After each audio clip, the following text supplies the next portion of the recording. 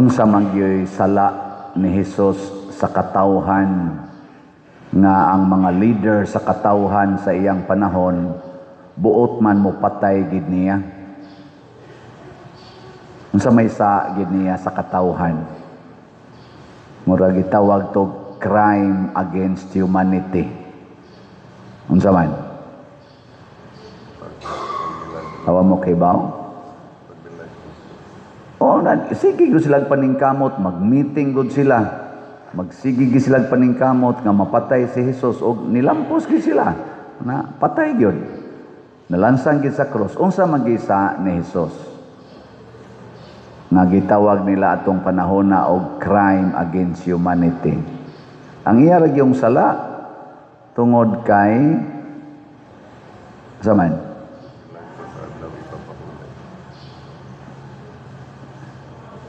matod pa sa mga kadagkuas mga Hudiyo, dili sa binsan unsang maayong buhat nga amo kang batuon o patyon, tungod kay nagpakaginoo ka, nakigtupong ka sa Dios, kay niangkon man si Hesus nga ako anak sa Dios. So ato pa kana ding moangkon kang anak ka sa Dios, iglalansang ka sa krus. Kamo moangkon pa mo. Kinsay mo angkon nga anak sa Ginoo ta sa kamot. Ang di mo isa anak sa yawa. Nya, musugot na mo nga ilansang mo sa krus. Sugot dili. Naong ninyo. Di man kay mo mupalit og slat gani. Sugot na og ilansang. Pero basin pa di ay, basin pa. Ang nakanindot kay si Hesus nahibaw kaayo sa iyang gibuhat.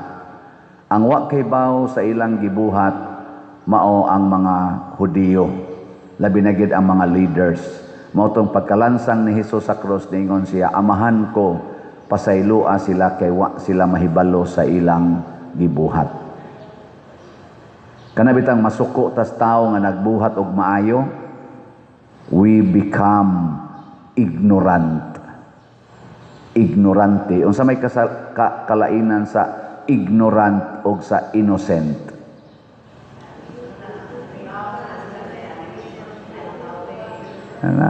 Tubag yun. Congratulations sa nihagog tubag, no? Masakto mag sa dili. Ang ignorant, way hibang kaagan.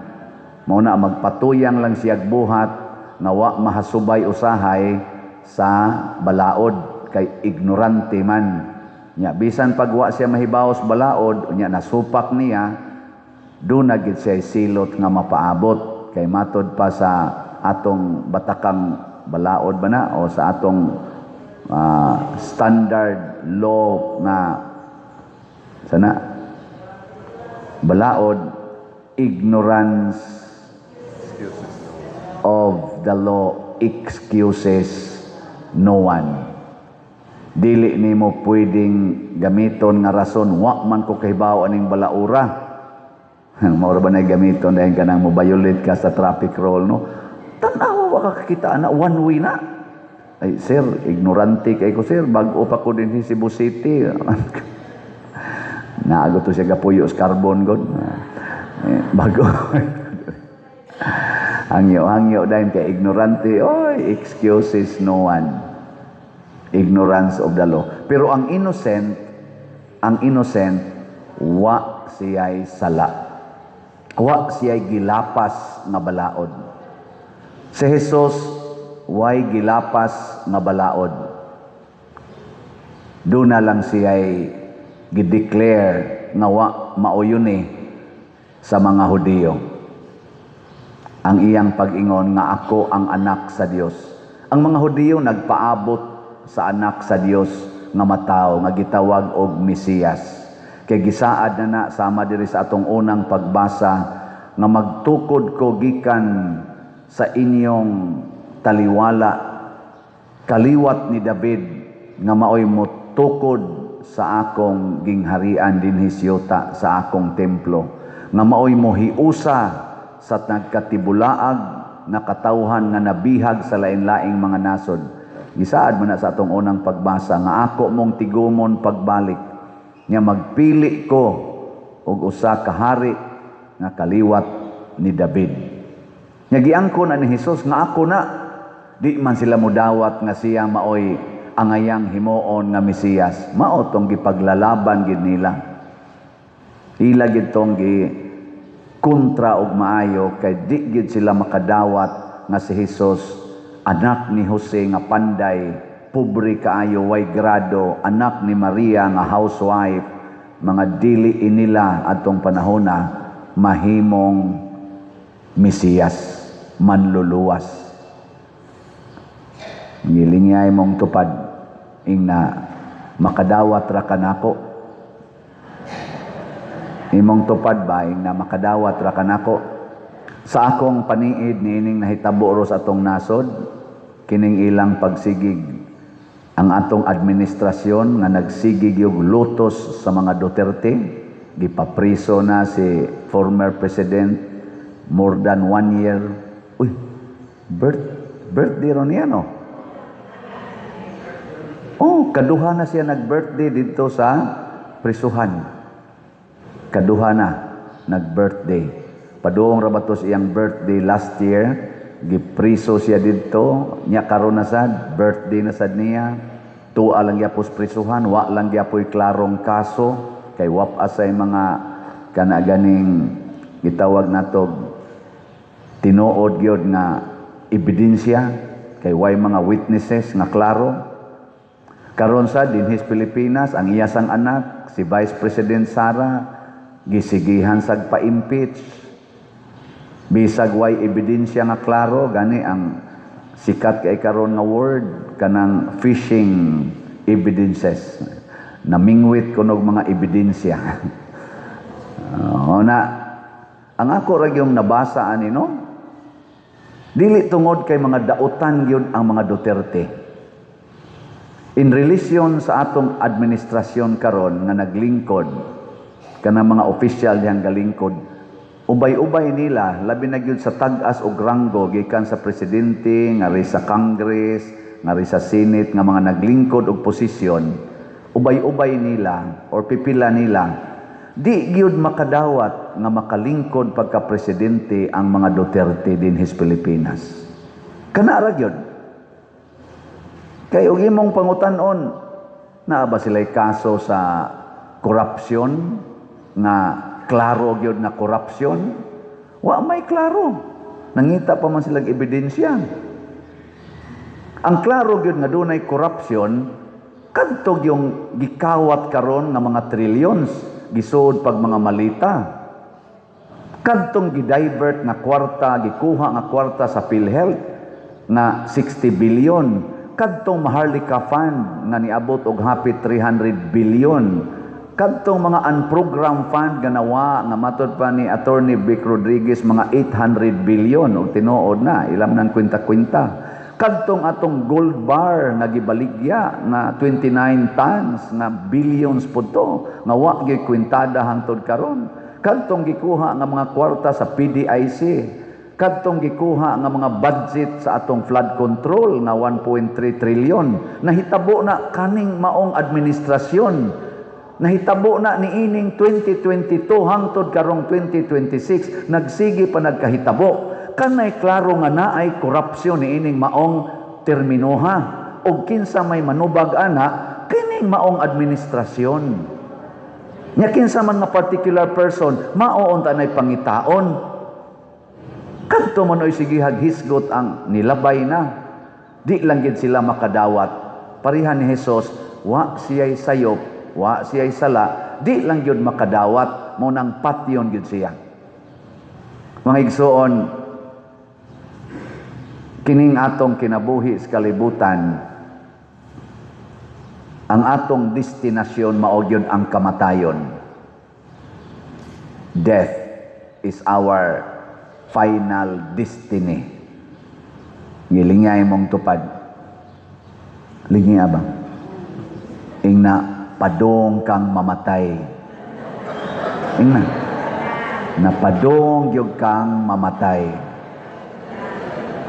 Bisag unsaon panimog trabaho, bisag unsaon panimog inom anang mga tambal, exercise, hala, palit anang mga mahalon kaayong mga supplement para lang yun ka, why cancer, why sakit, mamatay ra yun ka. Bisag unsaon pa na nimong pakolor imong buhok, hala, panindot anang imong naong, aron nindot yung ka di ka matiguang, mamatay ra yun ka. Sa unsaon panimo og palaygit aron di ka daghag anak kay basin unyag manganak ka cesarean na ra ba kag katulo basin unyag mamatay ka og manganak pa ka, mamabdos pa ka, mamatay ra gyapon ka bisag gilaygit pa ka, bisag gamit pa ka na mga pills, mga kondom aron nindot kag kinabuhi way daghang anak aron makapundog yung kag kwarta, bisag daghan pa kag kwarta, mamatay ra gyud ka. Bisan pag unsaog baligyag slat, sige kong misa dire, matay lagi yung gyapon ko. Ako ba ako? Lain sa kay kamuray mamatay. Ako sad. Ana, mga matay ragid ta. Pero kinsa may bulahan nga mamatay, kanang ang imong kamatayon, imong gihalad aron pagtigom sa katawhan. Si Jesus gitag-anan ni Caiphas, usaray kinahanglang mamatay alang sa tanan. Ug matod pa sa atong ebanghelyo, gitagna ni Caiphas isip siya maoy pangulong pari nga kinahanglan mamatay si Jesus aron pagtigom sa tanang katawhan, dili lang sa mga Hudiyo kung dili sa tanang yung katawhan sa kalibutan. Kanang kamatayon mga igsoon mao gid nay makapahiusa nato. O kanang tao nga anda magpakamatay para sa iyang isig katao, makahatag ginagkahiusa sa katawhan. Dili yun perfect nga hiusa nga 100%, pero naagyos mga 95 to 99%. Si Kristo nakahiusa sa katawhan 99%, kay ang 1% kadtumang mga high priest nga nipatay niya. Sa pag-birthday ni President Duterte dito sa prisuhan last year, na-amazed ang kalibutan nga nagtanaw nga from all walks of life and from every nation in the world nangadto sa dahig. O nagpundok sila dito, nagprogram, nag-celebrate, namutang mga buwak, ambot ka karon unsa karon hitabo dito. Hasta dinhis ato na naghimog mga prayer rally tibuok kalibutan, Japan, United States, bisag asa naghimog mga rally pag-celebrate sa birthday sa napriso nga presidente nga kuno dunay crime against humanity. Ana. Sige, ato nang dawaton nga objective truth. Hinaot unta ang ato sang administrasyon karon gikas presidente hangtod sa barangay officials, mudawat sad unta mo ni anang objective truth nga nakita na sa tanang tao sa tibuok kalibutan nga nahitabo na og dili na basta-basta nga hitabo. Tagsarang tao mag-birthday nga ang tanang nasod sa kalibutan mag-celebrate. Tagsara kay na mahitabo. Ingnon tapo ng litan, yawa kay ni Duterte.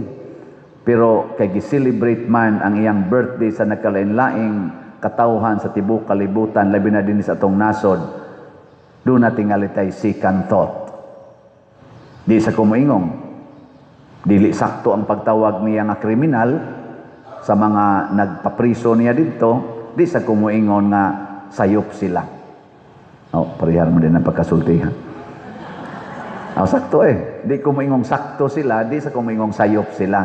Atong pamatud-an, kita mo imo pamatuod.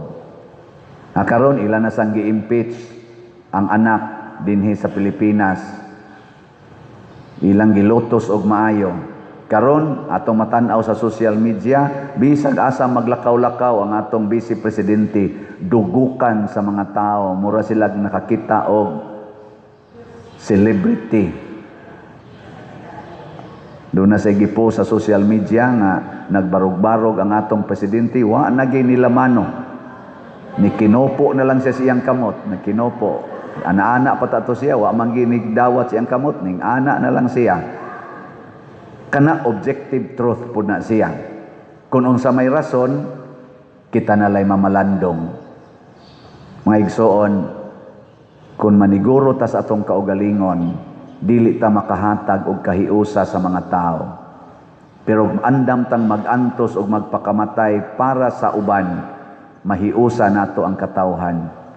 Mao na ang pag-antos ni Kristo ug ang iyang kamatayon nakahatag yod og dalan sa kahiusahan. Unya kung gusto tang magkahiusa, kinahanglan sad tang moantos ug magpakamatay para sa uban. Last na lang lingi sa imong tupad. Ang di mo lingi, mo'y unang mamatay. Lingi Nyaing na siya. Sugod karon, sugod karon. Ako na'y muluwas nimo. Na ako na'y muluwas nimo. Apil na ng imong mga utang.